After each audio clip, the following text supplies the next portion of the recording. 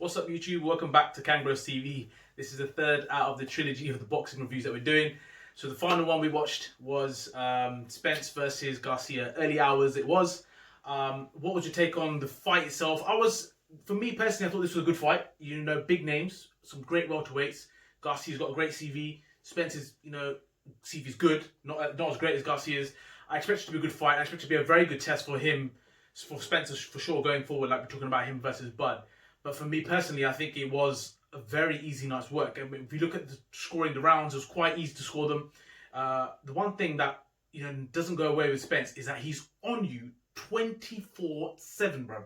Like Garcia did a few nice things, but it looked like he was just trying to keep him away, to stay off me. That's what he was doing. Like some nice counter punches, over right hand hook. But it just felt like he was just saying, you know what, just stay off me. That's how I saw the fight. It was just so, for me, one-sided and quite easy to score. I was a little bit disappointed from Garcia. I feel like he's at that stage in his career now where he needs to kind of go out with a bit of a bang.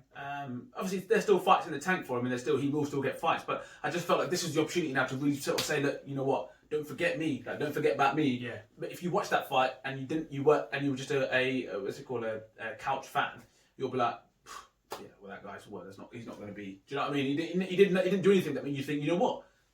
He's still on job. He's still on things.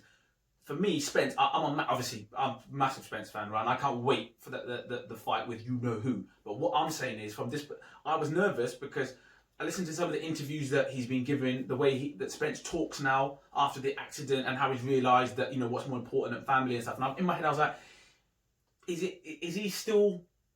That's why I was interested to watch the fight. Because I was like, but I'm interested to see what he's going to be like. Because I was like, is he going to be there thinking, you know what, whatever, like, I've got a few fights left, do what I got to do, take my money and go? Or is he still thinking, you know what, yes, this is what I am. I'm a boxer and I have to be on job. I like what I saw. I like what I saw because I thought to myself, this is a guy that's been out of the ring. He had obviously a very serious injury, and this was an accident, and this was a good time for him to come in against a very good opponent. Personally, I wouldn't have gone for that level of opponent if I was picking his fights right now. I would have probably said, listen, ease yourself back in.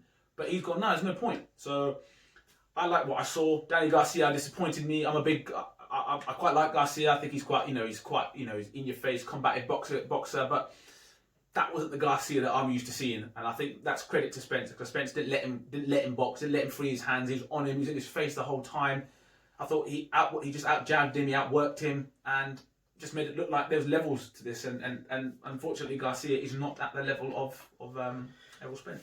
As I said, I couldn't agree more. So for me, the only thing I guess a little bit concerning because when I was looking at predictions in my head, thinking how the fight's going to work out, I thought that Spence would be too powerful for him as well. Yes, he'll be going for him relentless like he always is with all the fighters. If you looked at against Kell Brook and he was doing that anyway, so we know that's his style.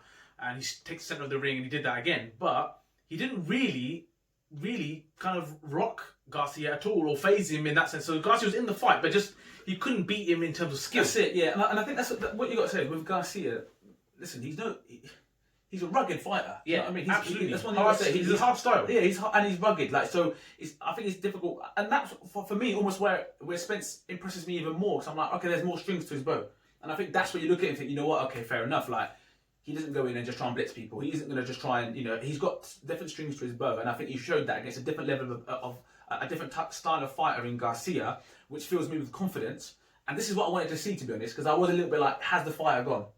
He doesn't have to prove to anybody anymore. He's had a massive, life-changing experience in the accident, and this is what I wanted to see. And I'm happy that I'm pleased with what I saw because it shows me that there's still some energy and some fight in him, and he still wants to go and prove and do. I don't think that would derail anyone in terms of like going into that whole Bud and Spence fight. I don't think the people who are Team Spence are going to be worried anything after that performance. You'll be fully gun ho for the fight ahead, and you think he'll still do the job if you're Team Spence. Quickly before we go on to Bud versus Spence, because every time they fight, you're either changing your opinion, thinking, "Fuck, is he going to do something? Is Bud now not good enough to beat him, or Spence? Oh, he just showed a great performance." Because Bud's last performance was amazing again. So before we get onto that, just quickly, what's next for Garcia? Because as you mentioned, he's still got stuff left in the tank. But his dad went on about to say, oh yeah, if the fight, if Garcia done that, what he did in the 12th or last few rounds, if he did that earlier, it would have been a different fight. Which is for me is complete bollocks because his dad has always talked smack. And also you got to think, okay, yeah, if he did try that 6 rounds ago, there's a reason why you didn't. You didn't because the person that is in front of you is no joke. And you're in round 12 and you decided to let your hands go because you're so scared of what this other guy can do. So that's all ifs, buts and maybes. Do you know what I mean? And listen, mate, he talks smack, I get that. He sells fights, I get all that. Sometimes I think you just got to say, listen, you know what? Completely beaten by the better man. There's not much more that could have been done. I don't think. That's just the way it is. Going on to the next, for Garcia, what next? I still think there's big fights for him. The welterweight division is lively. I think there's still big fights for him. But then you got to think, you know, is he going to beat Bud? I can't see him beating Bud. Will he beat Manny Pacquiao? Maybe. I don't know. Because these fighters, they're now just kind of, for me, holding on. Like they shouldn't be fighting anymore. For me, that this is done. But they still, like, you know, Manny Pacquiao, so they're still about it. Yeah, he's world champion. So there are, like you said, there are fights there. But I do think now he's becoming that guy that you need to beat to be able to get to the elite. He's that guy for me. Like, I don't want to call him a gatekeeper because I think he's better than a gatekeeper. No, he's definitely better than a gatekeeper. You know what I'm saying? So I don't want to call him a gatekeeper. So he's quality. Like you said, he's rugged, he's difficult, his style is not, you know, if you can't switch off because he's a focus cat for 12 rounds. And he's heavy-handed. He can, absolutely, as Amir Khan will tell you. Yeah, and so, like you said, I think there's still big fights for him, but, you know, this was one step too much. And like you said, this was the problem. Going into this fight, this was a chance for you to say, look, don't forget about me. Yeah, because don't worry, and there was belts on the line. And it's a perfect opponent for you, because you don't know what Spence you're going to face. Turns out you've faced a very good one. But I guess that sets us nicely up for that last question. That's been simmering now. It's been simmering. That fight's got to happen.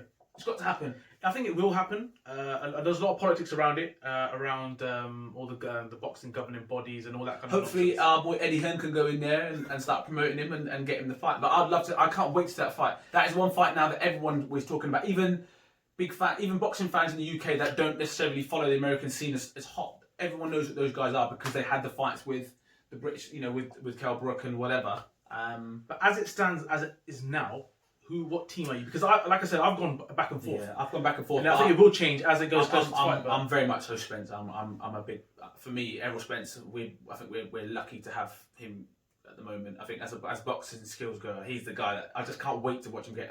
Whenever he's fighting, I just can't wait to watch him because I just think to myself, there's nothing that he can't do at this level, at this way. Yes, Bud's brilliant. No disrespect to him. He literally sparked up Kell Brook, bro. Yes, I get that, but Spence absolutely discombobulated his face. He's not as quick as him, bro. Yeah, but it was. Do you know what I mean? Yeah. I don't know. Like I said, for me, Spence. I just think Spence for me is a complete package, and I just think that he's got too many strings to his bow that would allow him to beat. Bud. No disrespect to Bud. I think Bud's obviously levels, but that is a fight that I cannot wait to see. I literally would. If I could be in Vegas for that fight, I'd love to do it because I think that is one that's going to go down in history. Yeah, I agree. At the moment, I'm Team Spence, but as I said, every time I see Bud fight, I think you know what, because I always think that Spence is too strong because he's the bigger. He's not just a small welterweight; he's a big welterweight. But Bud's rangy, man. But then Bud. No, what I'm saying is Bud has come up weights to come up to into this division. So I always think that he's going to be too strong for him. But when I see the skill level of Bud.